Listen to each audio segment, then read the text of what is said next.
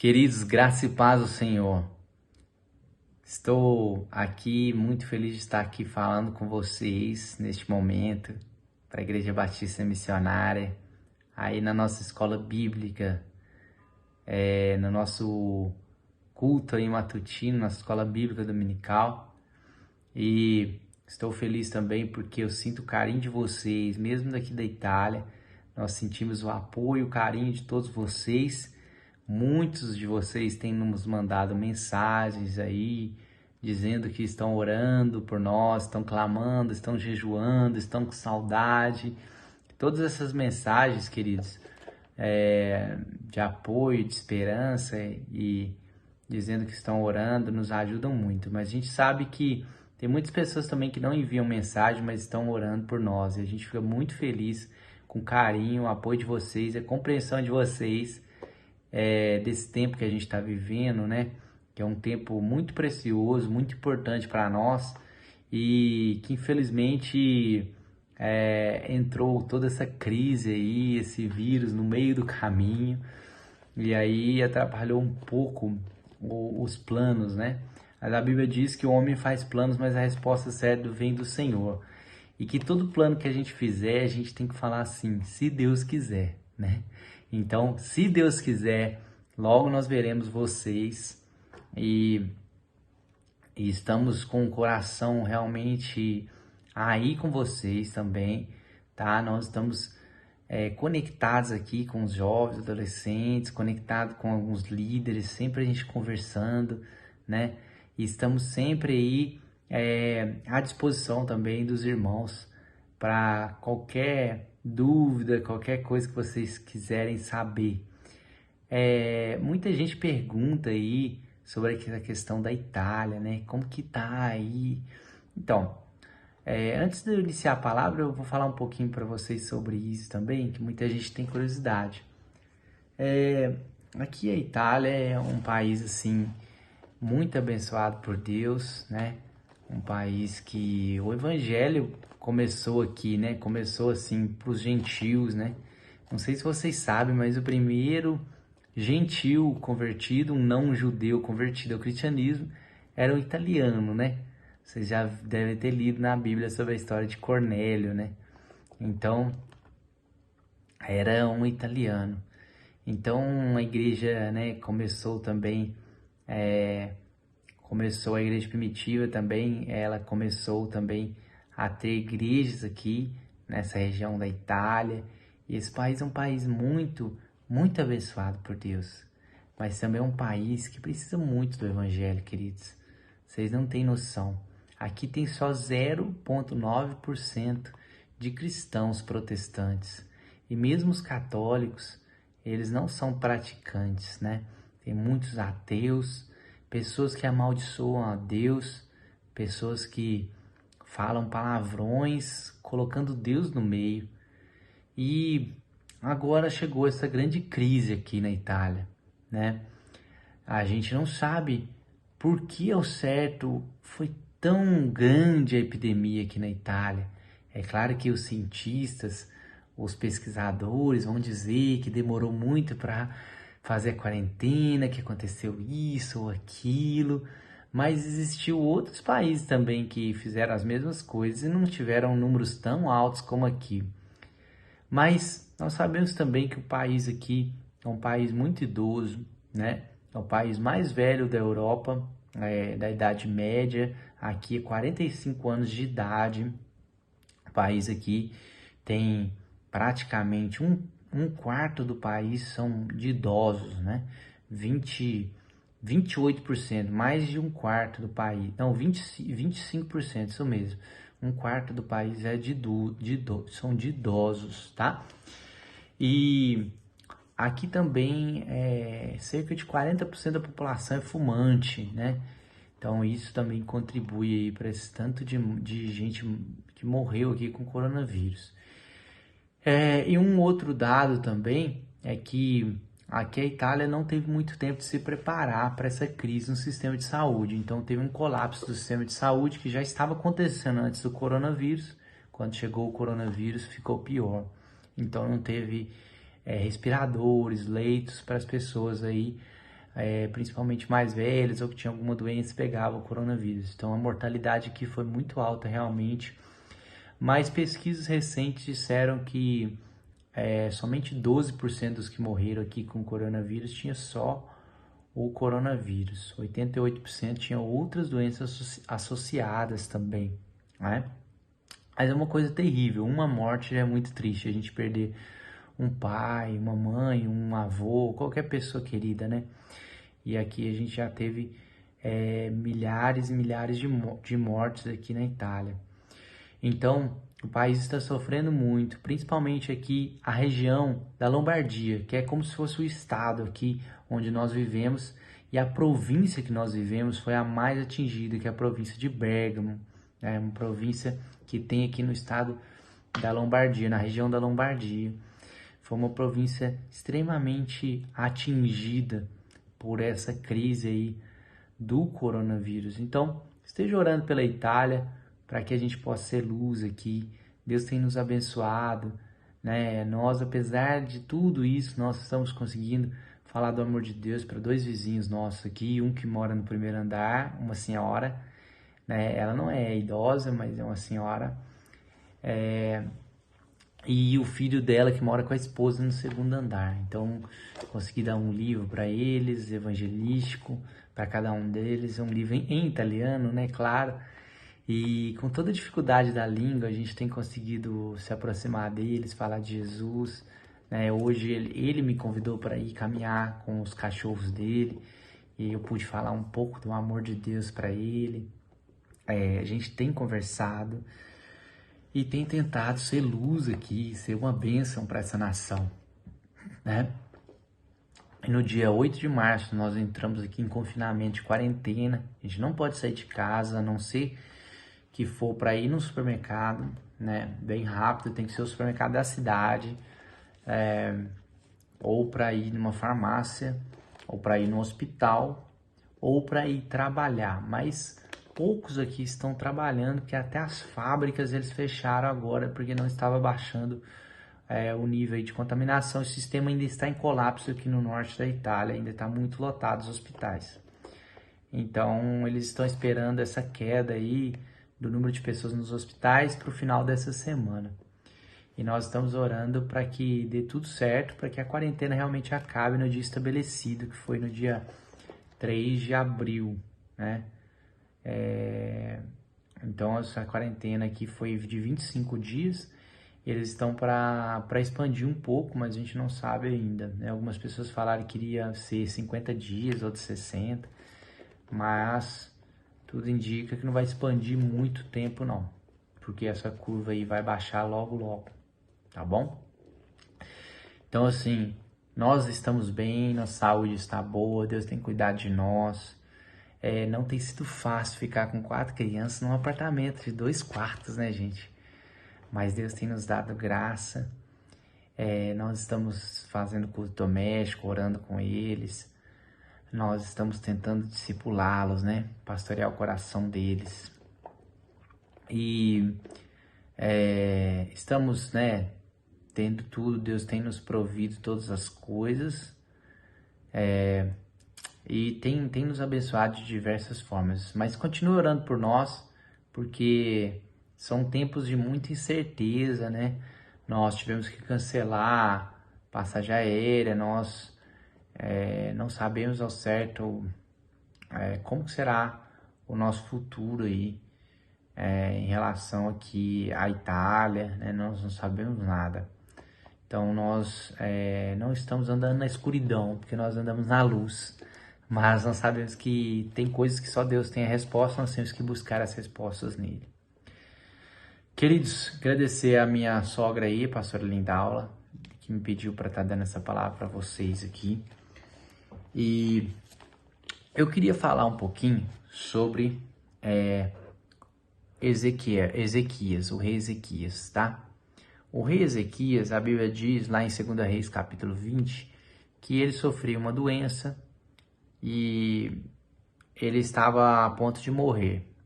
E o profeta Isaías foi na casa dele e disse para ele, põe em ordem a sua casa, né? A gente conhece muito esse texto, eu já preguei na igreja sobre isso.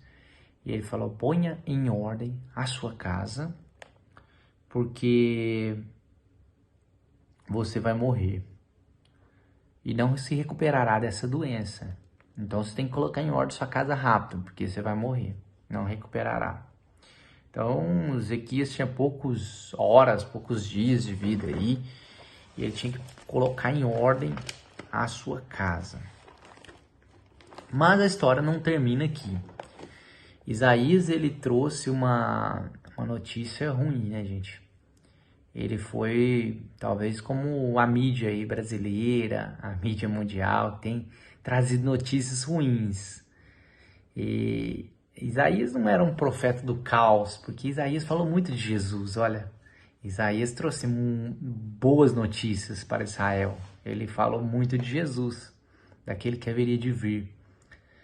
Mas ele, nesse texto aqui, ele realmente trouxe uma palavra bem pesada para Ezequias, uma palavra de morte, né? Só que Isaías falou isso e saiu fora, imagina. Falou e foi embora. Só que o rei Ezequias não ficou passivo diante da palavra que estava sobre ele, diante das más notícias. Ele não ficou lá, ai, acabou minha vida. A Bíblia diz que ele virou para a parede e ele falou com o Senhor: Senhor, eu fui fiel ao Senhor. Lembre-te como te servi com fidelidade e com devoção, e que como eu sempre fiz o que é certo aos seus olhos. E a Bíblia diz que depois ele chorou amargamente. Ou seja, ele teve um quebrantamento ali. Ele teve um clamor, ele teve uma intercessão. Ele sentiu a dor de Deus ali pela dor dele. Ele teve uma identificação ali profética, uma intercessão poderosa. E a palavra de Deus diz que Isaías, quando estava indo no pátio do palácio, ele não tinha saído ainda na rua. Não tinha saído ainda, não estava lá fora. O Senhor falou com ele: Isaías, volta lá e fala com o meu servo, que eu darei 15 anos de vida para ele, e eu lhe darei um sinal. Eu lhe farei ou retroceder ou avançar o sol. O tempo vai retroceder ou avançar, para mostrar para ele que eu tenho poder sobre a vida e sobre o tempo, né? Deus, ele queria mostrar que ele tinha poder, queria fazer um milagre para a glória dele. E aí Deus fez todo aquele milagre, aconteceu tudo.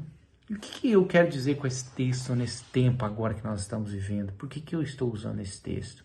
Queridos, a primeira coisa é que nós temos recebido más notícias, cada dia mais. E a tendência é que venha a piorar. Não estou falando isso para te desanimar, mas a tendência é que a mídia, as notícias sejam cada dia mais aterrorizantes e venham trazer medo para as pessoas, pavor, pânico, né? Agora, é claro que vai chegar uma hora no coronavírus que as notícias vão vir melhores, que vai ser aliviado um pouco aí essa dor. A Bíblia diz que a volta de Jesus, ela vai ser como dores de parto. Quando a mulher dá à luz, ela começa a ter contrações pequenas, depois vai intensificando e o tempo vai encurtando, até que ela tem muitas contrações e depois não tem mais pausa, é só contração, só dor e o bebê nasce. Assim será a volta de Jesus. Vai vir coisas difíceis, vai ter intervalos maiores, intervalos menores, intervalos médios, intervalos pequenos, até não ter mais intervalos, Jesus vir. A igreja ainda será perseguida, ainda terá coisas difíceis que acontecerão. Mas, preste atenção, diante das más notícias, a nossa postura não pode ser a mesma postura do ímpio, do incrédulo. Nós temos que ter uma postura de fé, de coragem, de ousadia, de clamor e de arrependimento. A palavra da pastora Lindaura no domingo passado, pela manhã aqui, foi muito importante, muito poderosa. foi uma palavra chave para um tempo como esse. Ela pregou sobre 2 Crônicas 7,14. Queridos, é depois de um tempo como esse que avivamentos acontecem. Você sabia disso? Depois da Segunda Guerra Mundial, teve um grande crescimento da Igreja do Senhor. Depois da Guerra das duas Coreias, Coreia do Sul contra a Coreia do Norte, que explodiu a igreja em célula na Coreia do Sul. Depois de grandes catástrofes, ou durante essas catástrofes, o evangelho avança, o reino de Deus avança. E o rei Ezequias aqui, ele pode ser uma análise para nós de como nós devemos ser como igreja. Nós não devemos nos prostrar e aceitar a derrota. Nós devemos clamar pela vitória. Clamar por mais um tempo. Nós não devemos dizer, tô tranquilo, eu vou ficar aqui em casa, tranquilo, eu tenho internet, Jesus está voltando, eu vou ficar orando aqui, adorando o Senhor, Jesus vai me levar. Não, queridos. A Bíblia diz que o Senhor é misericordioso e que Ele é longânimo. Ele está esperando a igreja se levantar para que mais pessoas sejam salvas antes da volta dele.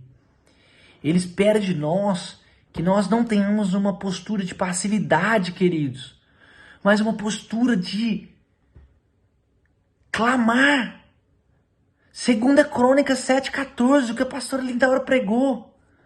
Se o meu povo, que se chama pelo meu nome, me buscar, se humilhar, se converter dos seus maus caminhos, então do céu eu virei, e eu vou intervir, e eu vou sarar a sua terra.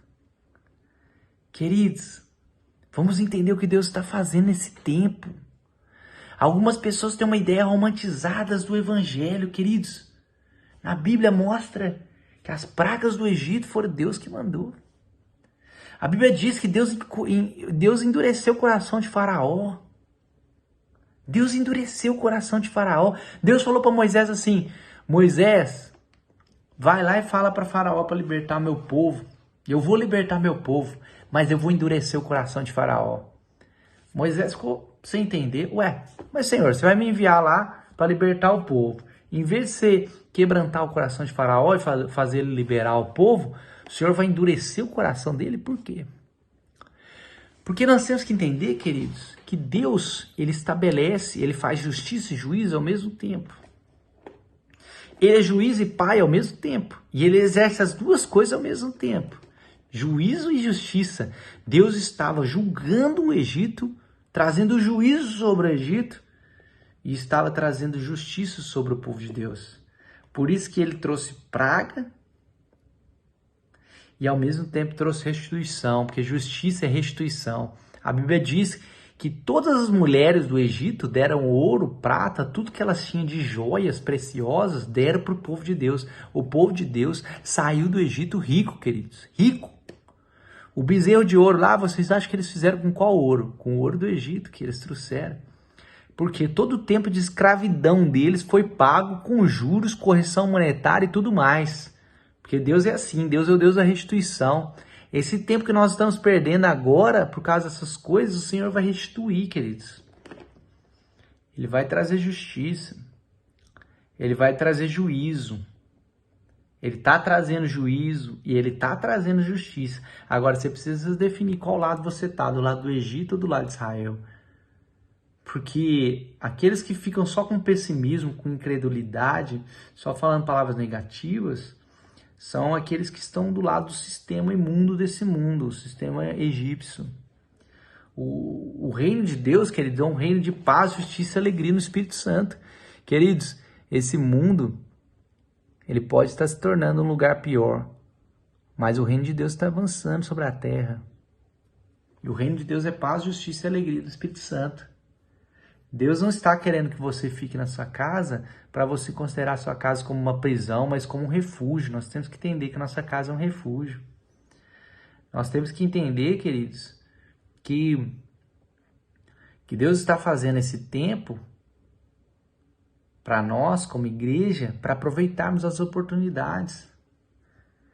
Eu vi um dia desse um pastor dos Estados Unidos falando que 16 mil igrejas nos Estados Unidos só no primeiro domingo passado, retrasado, não esse domingo, retrasado, eu vi ele falando isso. 16 mil igrejas que não tinham um canal no YouTube, fizeram um canal no YouTube. Ou seja, são 16 mil canais a mais para um árabe escutar de Jesus, para um chinês escutar de Jesus, para um indiano escutar de Jesus. Porque muitos entendem inglês nesse mundo. Muitas igrejas que nunca tinham transmissão online estão tendo agora. Pessoas estão sendo alcançadas, queridos. Deus está fazendo algo. Pais que não viam seus filhos, agora estão dentro de casa com seus filhos. Pais que não brincavam com seus filhos, estão brincando. Mães que não ouviam seus filhos, estão ouvindo. Deus está fazendo. Nós temos que olhar as coisas boas do que está acontecendo. Nós temos que entender que Deus está no controle, Ele não perdeu o controle. E nós temos que ter a postura do rei Ezequias, que chorou, clamou, quebrantou. Queridos, não é tempo de altivez. Não é tempo de festa. É tempo de clamar, queridos. Não estou dizendo que você vai ficar igual se estivesse num velório. Ah, eu vou morrer, meu Deus. Não, queridos. Não tenha medo. Mas clame, se quebrante. Esse tempo não é o tempo de você ter medo, é o tempo de você se quebrantar. Se converter dos seus maus caminhos. Pedir perdão pelos seus pecados. Deus está nos dando tempo. Deus está nos dando uma nova oportunidade. Deus está usando esse momento para nos treinar como igreja. E a igreja muitas vezes está sem inteligência emocional, sem sabedoria, não entendendo o tempo que nós estamos vivendo. Queridos, vamos amadurecer. Deus está nos treinando. Deus está nos treinando para batalhas muito maiores, mas também para vitórias muito maiores. Quanto maior a batalha, maior a vitória. Nós temos que crer nisso. Ou nós não somos mais que vencedores em Cristo Jesus? Ou todas as coisas não cooperam para aqueles que amam a Deus? Ou nós não cremos nessa palavra? Deus nos trouxe até aqui, queridos. Não para temermos aos homens e ao vírus, mas para temermos o Senhor. Jesus falou assim: não tenham medo daquele que pode matar o corpo. Não tenha medo daqueles que podem matar o corpo. Não tenha medo do vírus que pode matar o corpo, mas não pode matar a alma. Jesus falou isso. Mas sim, tema aquele que pode matar o corpo e enviar a alma para o inferno. Palavra dura que Jesus falou, né? Mas é esse que nós temos que temer, a Deus. Nós temos que ter temor a Deus. E Ezequias tinha temor a Deus. E por isso, rapidamente, boas notícias foram trazidas a ele. Os mesmos que fizeram más notícias no Brasil vão ser aqueles que vão trazer boas notícias. Vocês vão ver. Vocês vão ver isso acontecendo. Pode escrever isso. Nós estamos chegando num tempo de Páscoa. As pragas do Egito se cessaram na Páscoa. E o povo de Deus foi liberto do cativeiro. Olha o que Deus está falando. Deus vai libertar o seu povo. Deus vai trazer libertação dessa doença, como Ele libertou o rei Ezequias. Ele vai libertar o Brasil da Covid, dessa doença, Covid-19. Deus, Ele vai libertar a igreja também, porque nos tempos de crise é que o joio se manifesta. Nós vimos isso acontecendo. Pessoas revoltadas, pessoas xingando, desesperadas, em pânico, pessoas que se dizem crentes, mas não confiam em Deus, Confiam mais num cientista, num médico, sei lá, numa pessoa que traz más notícias do que na palavra de Deus. Sabe qual que é a diferença do joio e do trigo? No começo, nenhuma. Os dois crescem, eles precisam crescer para depois ser separados. Mas dizem que o joio e o trigo, quando vem um vento muito forte, o trigo se inclina, mas o joio permanece durão lá. O vento vindo e ele fica lá. Agora o trigo se reclina, se prostra.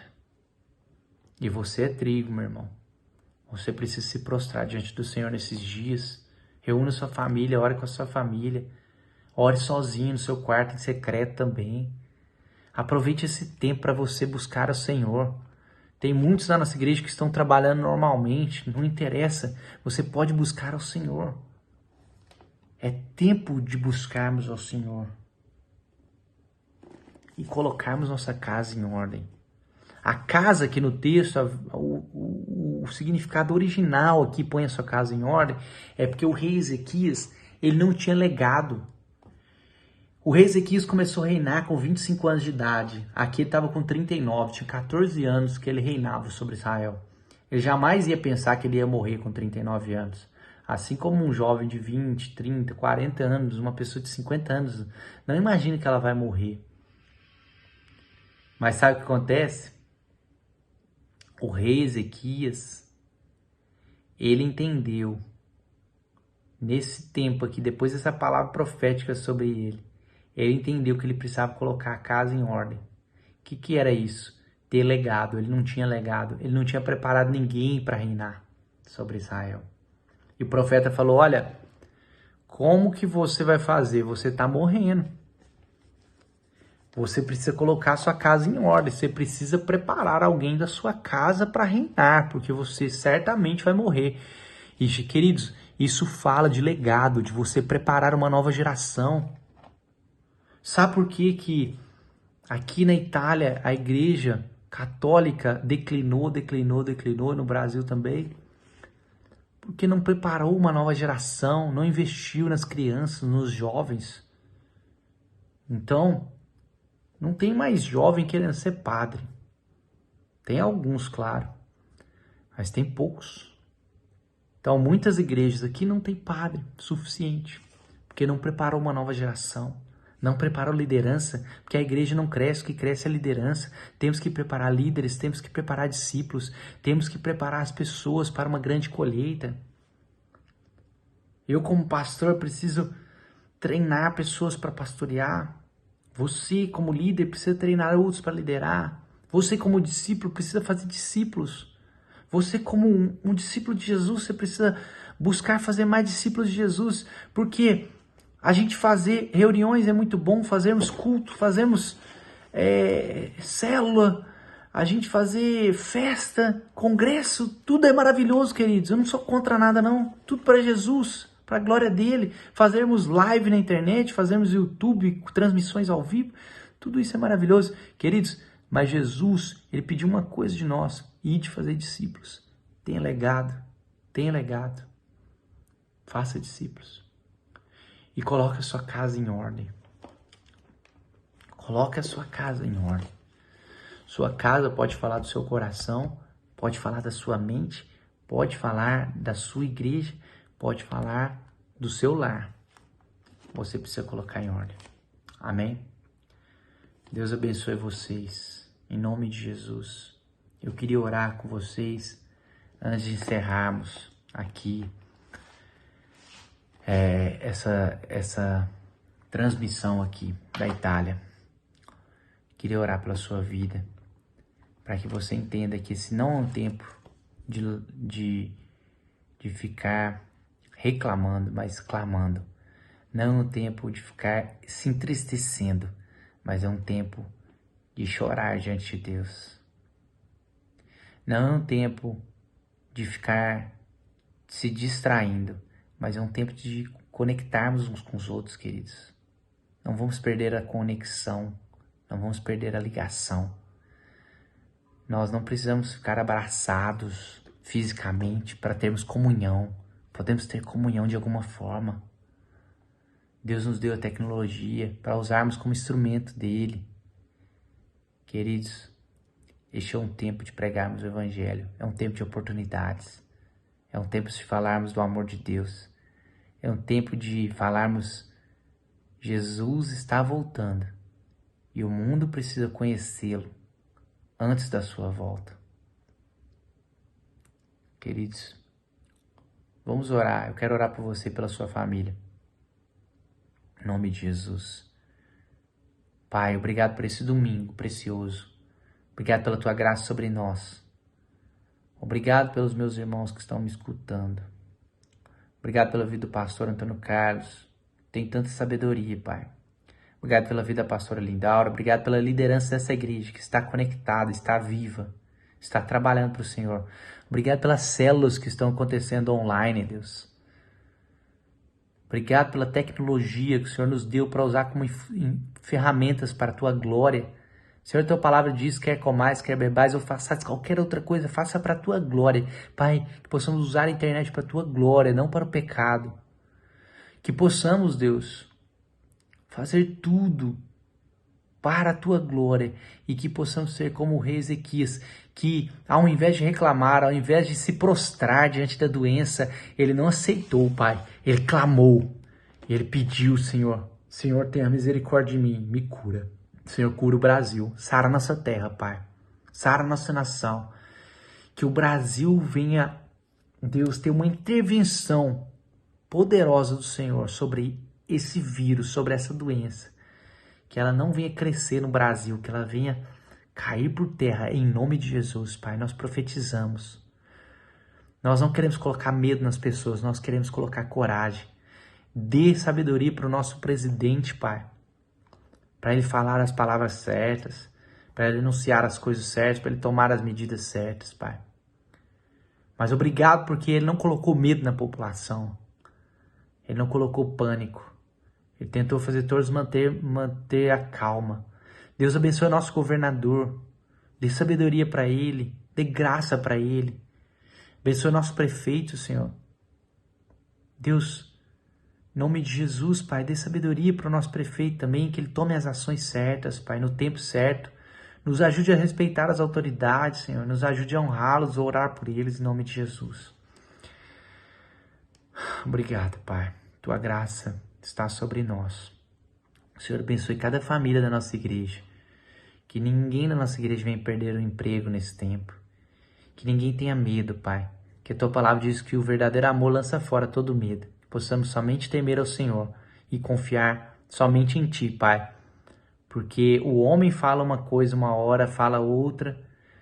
Um homem fala algo, o outro fala outra coisa diferente. Mas a tua palavra, ela é rocha, Pai. Ela é lâmpada para os nossos pés. Ela é, Deus, firme, imutável. E a tua palavra permanece. Passa céu, passa terra. Vem a morte, vem tudo. Mas a tua palavra permanece. Que o Senhor possa guardar todas as famílias da nossa igreja, todas as pessoas. E em nome de Jesus, abençoe nossa cidade, nosso estado, nossa nação. Em nome de Jesus. Amém. Queridos, beijão, amo vocês. Tudo de bom aí. Deus abençoe.